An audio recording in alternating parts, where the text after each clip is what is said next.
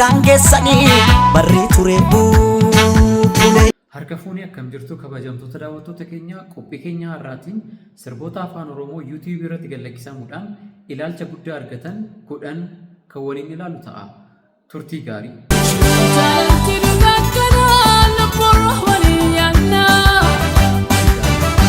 Sadarkaa kurnaffaa irratti sirbi argannu sirboota lama yommuu ta'an sirboonni lamaan kun 11ffaa sirba Jaamboo Jootee Beelbaa jedhudha.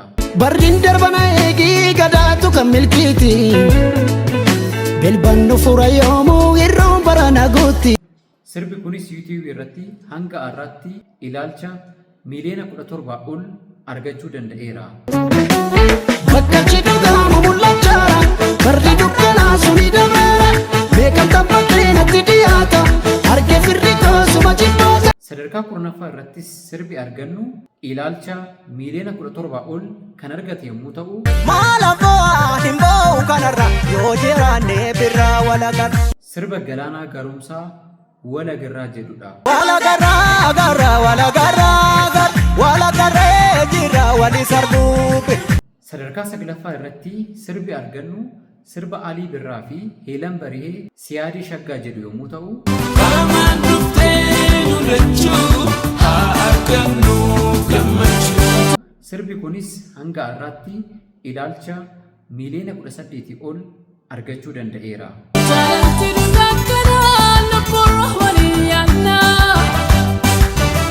Sadarkaa 8ffaa irratti sirbi argannu sirba Andu'aalam Goosaa Bilillee jedhudha. Bilillee mormi bilillee takku guuta safarri sanga qalbi guuta bareednisaa. Sirbi kun hanga har'aatti ilaalcha miliyoona 20 ol argachuu danda'eera. Mucayyoo galloo warra guraa jira mul'attu maaloo jaalalamaa jira. Sadarkaa 7ffaa irrattis sirbi argannu sirbuma Andu'aalam Goosaa yommuu ta'u, Baasaqii baasaqaa sirba Darbee Laallaa jedhuun hanga har'aatti ilaalcha miliyoona 21 ol argachuu danda'eera. Dimbariitu dhiitu malee Damboriitiif boorri jira. Sadarkaa 6ffaa irratti sirbi argannu sirba Jaamboo Jootee Dafii Koottu As Koottu jedhudha. Dafiikoo taskootu dafiikoo taskootu dafiikoo taskootu. Sirbi kun YouTube irratti gadhiifamuun hanga har'aatti ilaalcha miliyoona 23 ol argachuu danda'eera. Eeggan guyyaa si argeeti yaada keeti kunoo koboona dubbisa malmallisaa. Sadarkaa 5ffaa irratti sirbi argannu sirba Faraansolee fi Ashittaa Nuuree Karra Teessan jedhudha. Faasida jaalalaa eenyu garaa gubnaa.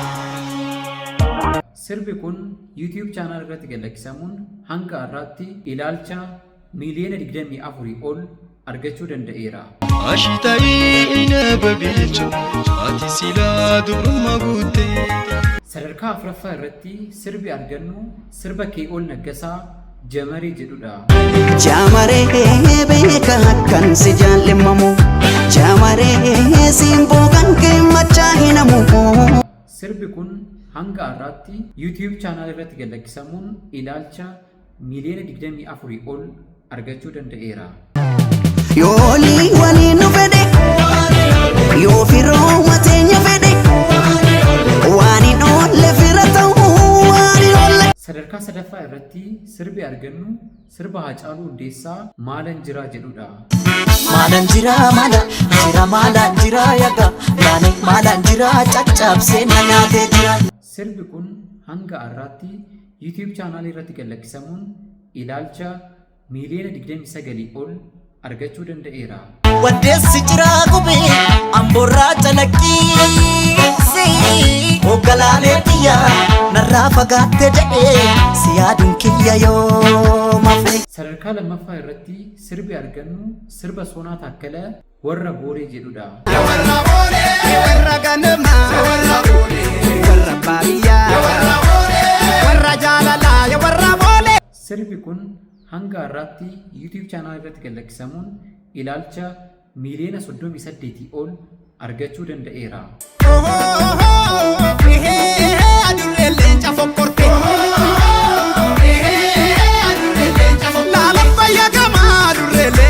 Seenaa YouTube chaanaalii sirboota afaan Oromoo keessatti sirbi sadarkaa tokkoffaa irratti argamu sirba Yoosan Geetahuun sadii obsaa yookaan ammoo bulloo jedhudha.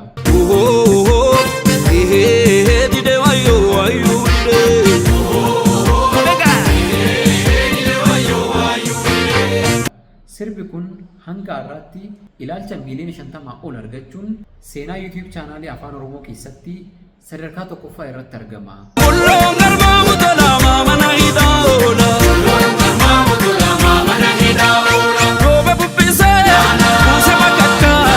Qophiin keenya har'aa kana fakkaata.